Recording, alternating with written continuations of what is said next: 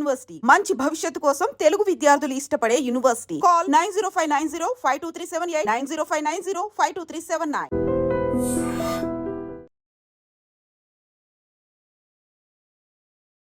నమస్తే, welcome to I dream social spotlight with Kavitha. Hyderabad నగరంలో advocate హత్య జరిగింది. హత్య నేపథ్యంలోనే అడ్వకేట్స్ ప్రొటెక్షన్ యాక్ట్ రావాలి అంటూ అడ్వకేట్లంతా ఏకమయ్యారు, నినాదాలు చేశారు, ఆందోళనలు కూడా చేశారు. అదే సమయంలో కొత్తగూడెంలో ఇంకొక ఇన్సిడెంట్ జరిగింది. ఒక అడ్వకేట్కి చెందినటువంటి 2 కార్లని దుండగులు తగలబెట్టారు. ఎందుకని ఈ మధ్య కాలంలో అడ్వకేట్లకు సంబంధించి ఇలాంటి వ్యవహారాలు, దారుణాలు కనిపిస్తున్నాయి?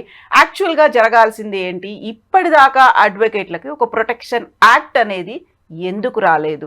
మనతో పాటుగా ఉన్నారు హైకోర్టు అడ్వకేట్ కాంపిల్లి ఉదయకాంత్ గారు.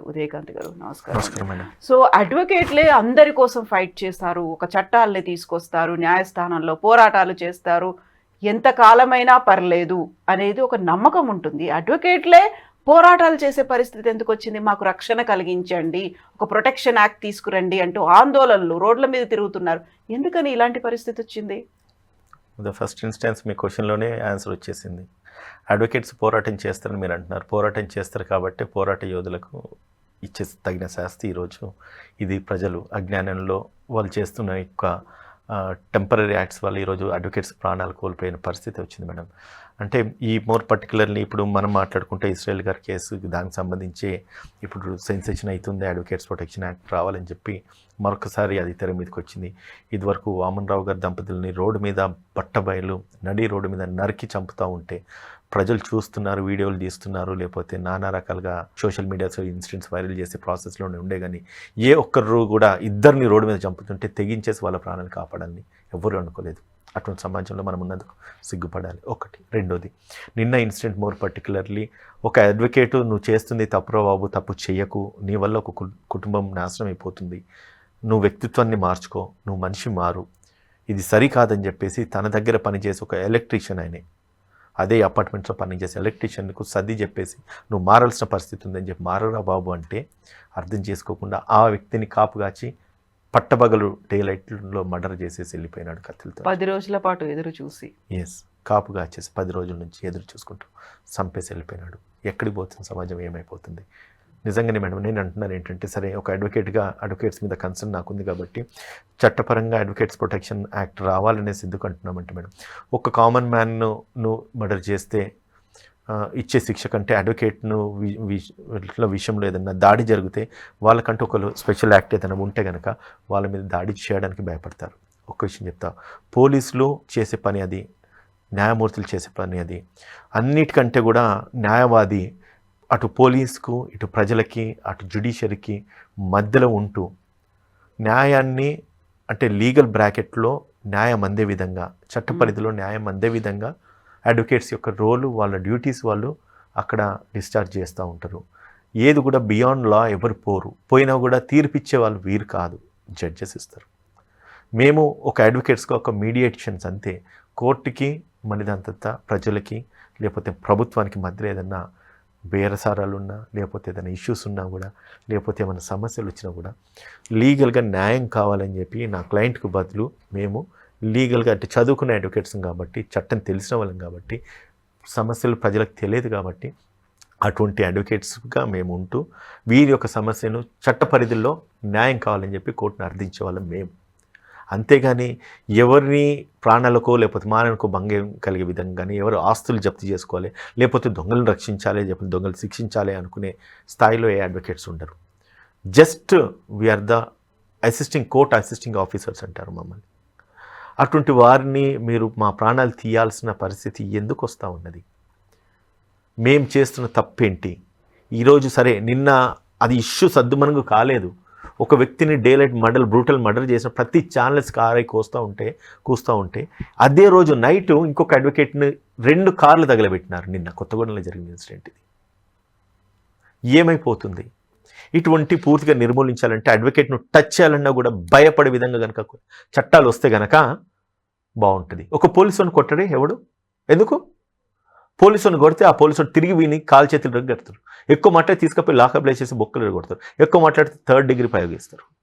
కానీ అడ్వకేట్స్ మీరు ఎటువంటి లా అయితే మీరు ఇంప్లిమెంట్ చేస్తున్నారో అదే లా మేము ఇంప్లిమెంట్ చేస్తున్నాం కదా. నీకు ప్రభుత్వం ఒక అవకాశం ఇచ్చింది, నీకు జీతం ఇస్తుంది, నీకు ఒక గన్ ఇచ్చింది, మిమ్మల్ని ప్రొటెక్ట్ చేయమంటుంది. మీరు వన్స్ కేసు ఎఫ్ఐఆర్ చేసి ఛార్జ్షీట్ వేసిన తర్వాత మా పనులు కూడా అవే కదా. మీకు మధ్యలో మేము ఉన్నాం కదా. మరి మీకు ఆయుధాలు ఇచ్చేసి మిమ్మల్ని జనాలను తన్నమని పోతుంటే మరి మమ్మల్ని మేము ప్రొటెక్ట్ చేసుకోవడానికి మాకు ఆయుధాలు ఇవ్వలేని పరిస్థితి ఉన్నప్పటికీ అట్లీస్ట్ ప్రాపర్ యాక్ట్ అని ఉండాలి కదా. మా మీదకి ఎవరైనా వచ్చేసి దౌర్జన్యం చేసినా కూడా రైట్. ఇదే కాకుండా మేము ఒక ఇన్సిడెంట్ చూసినామండి మహబూబాబాద్ సమ్వేర్. ఒక అడ్వకేట్ను పోలీసు వాళ్ళు స్టేషన్లో బట్టబయలు కొడుతూనే ఉన్నారు. ఒక పోలీస్ స్టేషన్కి వెళ్తే అడ్వకేట్కు ఉన్న ప్రివిలేజెస్ ఏంటి? ఒకవేళ అడ్వకేట్ను కొడితే వాళ్ళకి ఉన్న ప్రివిలేజ్ చట్టాలు ఏమి ఉన్నాయి అన్న దాన్ని నిజంగానే ఒక నిర్ధారించేసి ఒక ప్రాపర్ ఫ్రేమ్వర్క్ కింద ఒక కొత్త యాక్ట్ తీసుకొస్తే కనుక పోలీసు వాళ్ళైనా భయపడతారు, ప్రభుత్వం భయపడుతుంది. లేదంటే కనుక ఇటువంటి అగాత్యం చేసే వాళ్ళు వీళ్ళు భయపడతారు. Advocates protection act not only for the advocate మీద ఏదైనా దాడి జరుగుతూనే కాదు, అడ్వకేట్స్ ప్రివిలేజెస్ను కూడా మనం ప్రొటెక్ట్ చేసే విధంగా రావాల్సింది. అవి కనుక వస్తే కనుక we are the law protecting officers right madam. So we should be protected, advocates should be protected with a proper law అనేసి కొట్లాడుతున్నాం.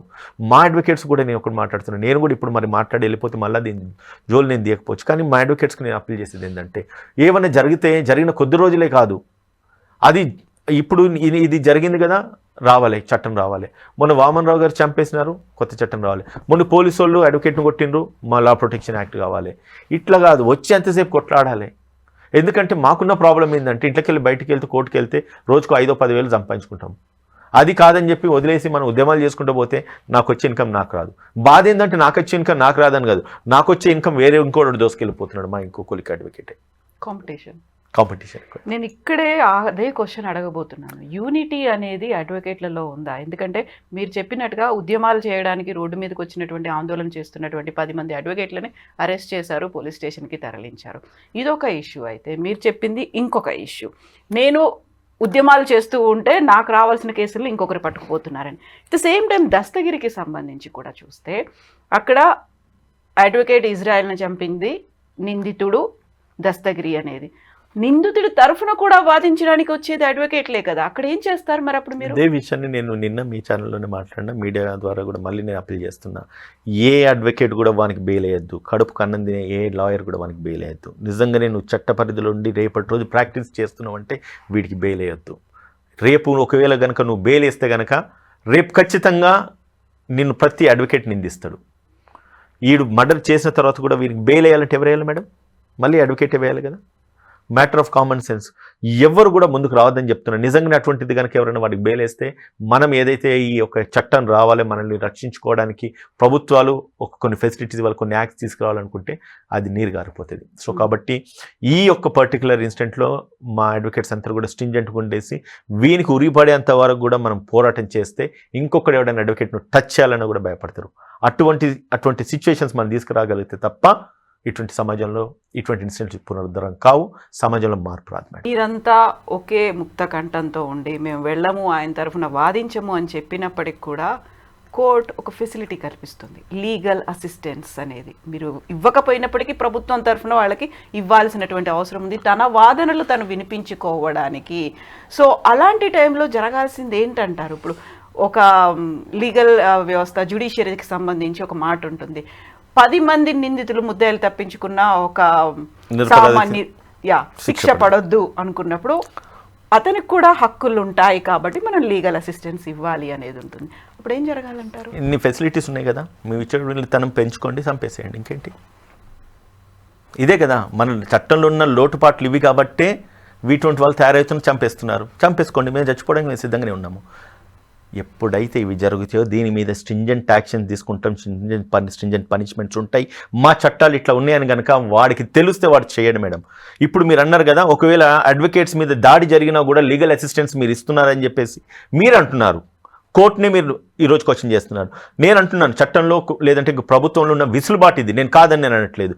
అవే విసులుబాట్లు నిర్మూలించాలే, అవే విసులుబాట్లు ఉండొద్దు. ఒక అడ్వకేట్ని కనుక కొట్టినా తిట్టినా చంపినా కూడా లీగల్ అసిస్టెన్స్ కూడా ఉండొద్దు వాడికి. నీకు చేతనైతే 14% కింద నీ కేసు నువ్వు వాదించుకో, నువ్వు దోషి కాదు నిర్దోషి అని చెప్పేసి నిరూపించుకున్న తర్వాత నువ్వు సమాజంలో బతుకు. కానీ వాడు నేరం చేసిండు, వాడు చంపినాడని చెప్పేసి పట్టబగలు కళ్ళతో చూసిన విట్నెస్లు ఉన్నారు. నిజంగా ఇవన్నీ జరగాలంటే ట్రయల్స్ కూడా నేను చెప్తున్నాను మేడం, అడ్వకేట్స్ మీద దాడి జరిగితే కనుక ఇమ్మీడియట్గా ఫాస్ట్ ట్రాక్ కోర్ట్స్ పెట్టాలి, ఆ యాక్ట్లు కూడా అది అమెండ్ చేయాలి. ఒకవేళ ఇటువంటి అడ్వకేట్స్ మీద ప్రాక్టీసింగ్ మోర్ పర్టికులర్లీ ఇటువంటి అడ్వకేట్స్ ప్రాక్టీసింగ్ అడ్వకేట్స్ ఎవరైతే ఉన్నారో వాళ్ళ మీద కనుక దాడులు జరిగితే వాళ్ళకి అసలు first of all legal assistance కూడా తీసేసేయాలి. అండ్ అది ప్రూవ్ అయ్యేంత వరకు కూడా వాడిని కస్టడీలను పెట్టాలి. వాడు ఇన్నోసెంట్ అని చెప్పి వాడు ప్రూవ్ చేసుకోవాలి. నేను ఒకటే ఈ కేసు నెంబర్ పర్టికులర్ ఆ లేడీ పైన చూస్తూ ఉంది పలానోడు చంపినాడని చెప్పేసి, నన్ను దస్తగిరి పొడిచినాడని చెప్పి ఇదే అడ్వకేట్ కారులో వెళ్తున్నప్పుడు వాళ్ళ కుటుంబ సభ్యులకు చెప్పినాడు. అది డైయింగ్ డిక్లరేషన్ అంటాం మనం లీగల్ టర్మినాలజీలో. ఒక వ్యక్తి చనిపోయక ముందు ఏదైతే స్టేట్మెంట్ అది ఇచ్చినాడో ఆ ఇచ్చిన స్టేట్మెంట్ అది ముమ్మాటికి నిజం అని చెప్పి మేము ప్రిడిక్షన్ అంటాం, మన్న వాంగ్మూలం అంటాడు. చనిపోయే వ్యక్తి ఎప్పుడు కూడా అబద్ధం చెప్పడంటారు. సో అబద్ధం చెప్పడు కాబట్టి తను ఏదైతే స్టేట్మెంట్ ఇచ్చినా అది నిజమని నమ్మాల్సిన అవసరం ఉంటుంది. దో ఇట్ ఈస్ మ్యాజిస్ట్రేట్కి ఇచ్చినా, దో ఇట్ ఈస్ డాక్టర్కి ఇచ్చినా, though it is a family మెంబర్కి ఇచ్చినా, లేదంటే ఒక కాగితం రాసి చనిపోయినా కూడా అది ఇట్స్ డైయింగ్ డిక్లరేషన్, మరణ వాంగ్మూలం అంటాం. దాన్ని కనుక పరిగణలోకి తీసుకొని కనుక ఒకవేళ శిక్షిస్తే కనుక వాడు ఇంకొకసారి చేయడానికి భయపడతాడు. ఒక సింపుల్ ఎగ్జాంపుల్ నేను ఇదే వామన్ రావు గారి కేసులో చెప్తున్నాను మేడం. ఆయన ఎప్పుడైతే మర్డర్ చేసినప్పుడు ఆయన కరాకట్టిగా చెప్పినాడు మేడం, నన్ను చంపింది పలానా వ్యక్తి, పలానా వాళ్ళు నన్ను చంపించినారు, వాళ్ళ హస్తం ఉంది, నన్ను చంపడానికి ఈ వ్యక్తి నన్ను చంపినాడు, ఈ వ్యక్తి తన వాడిని మనిషి అని చెప్పేసి చనిపోతూ ఆయన ఇచ్చిన వాంగ్మూలం ఏదైతే ఉన్నదో ఈ రోజు కూడా అది ప్రివేల్ కాలేదు. చంపినోడు బయట ఉన్నాడు, చంపించినోడు బయట ఉన్నాడు. What is the lapses, what is the టెక్నికల్గా మనం ఎక్కడైతే నలిగిపోతున్నామో, చట్టాలు ఎందుకు ఇంత మీరు అన్నట్టుగా 99 మంది నేరస్తులు తప్పించుకున్న పర్లేదు, ఒక్క నిరపరాధికి శిక్ష పడద్దు. ఎందుకు 99 మందిని ఎందుకు మనం తప్పించాలి చెప్పండి? ఒక్క నిరపరాధికి శిక్ష పడద్దని నీకు ఎంతైతే కన్సర్న్ ఉందో 99 మంది నేరం చేసిన వాళ్ళని ఖచ్చితంగా శిక్షించాలన్నంత కన్సర్న్ ఆ జిల్ కసి ఎందుకు మనకు ఈ జ్యుడిషియరీలో లేదు? Why you are saying that? మీరు చెప్పండి మేడం. మీరు అన్నారు కదా 99 మందిని మనం తప్పించవచ్చు అని చెప్పేసి. నేరం చేసే ప్రతి ఒక్కడు నేను 99 ఉంటాను నాకేం ప్రాబ్లం లేదని అనుకుంటాడు. నేరం చేసినా కూడా తప్పించుకోవడానికి నేను ఒక్కట్లో ఉంటే తప్పించుకోగలుగుతాను కదా అని చెప్పేసి వాడు అనుకుంటాడు. Framing of the construction it self is not correct. Yeah Udayakanth గారు, ఇప్పుడు మనకు ఇండియన్ పీనల్ కూడా ఐపీసీని వీటన్నిటిని మార్చేసిన తర్వాత న్యాయ సంహితాలు మనకు వచ్చాయి. మనకంటూ మన దేశం మనకి తగ్గట్టుగా కొత్తగా మార్చుకుందాం, అవ్వద్దు పురాతనమైనటువంటి రాచరిక పోకళ్ళు బ్రిటిషర్, అందులో అయినా ఇది ఎందుకు పెట్టలేకపోయారు?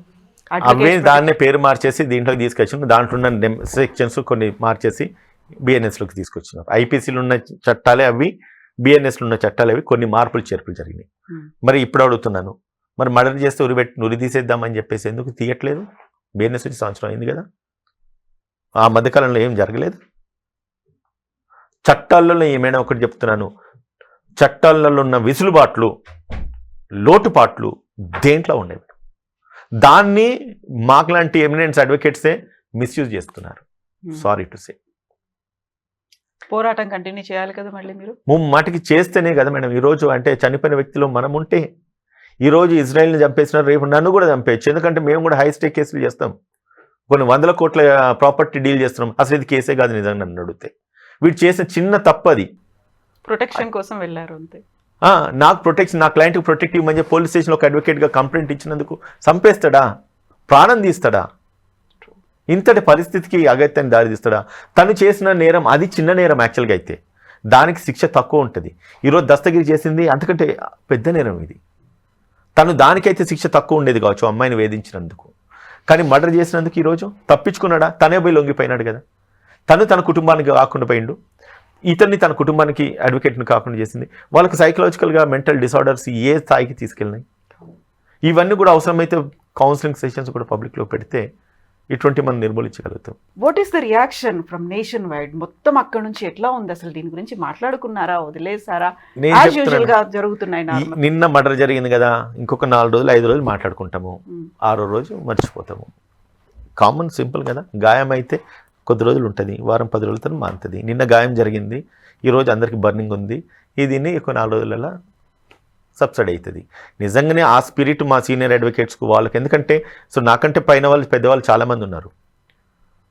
నేనన్నా కనీసం ఈరోజు టీవీ ముందు వచ్చి మాట్లాడుతున్నాను, వాగుతున్నాను ఏదో, కానీ మరి ఎవరు కూడా ఎక్కడ మాట్లాడుతున్నారు ఏమైతే నాకైతే పెద్ద మా అడ్వకేట్స్ రియాక్ట్ అయ్యి మాట్లాడినట్టే కనిపించలేదు. సరే, అక్కడ ఇప్పుడు మాకు అన్నిటికంటే ప్రాణం కంటే ఎలక్షన్స్ ఇంపార్టెంట్ అయిన మా హైకోర్టులో దాని మీద దృష్టి పెట్టినారు. నేను చనిపోయినరా బాబు అని చెప్పి ఆయన కండోలెన్స్ ఎక్స్ప్రెస్ చేస్తే నాకు ఓటే అని చెప్పి ఇమీడియట్గా రిప్లై వస్తుంది. ఎవరి స్వార్థం వాళ్ళది. So change can't expect. మా వాళ్ళు చూసి అని తిట్టుకుంటారు, చూడండి. ఒక పోరాటం కంటిన్యూ అవ్వాలి అండ్ మీరు అన్నట్టుగా ప్రొటెక్షన్ ఉండాలి. Thank you so much. Right. Thank you.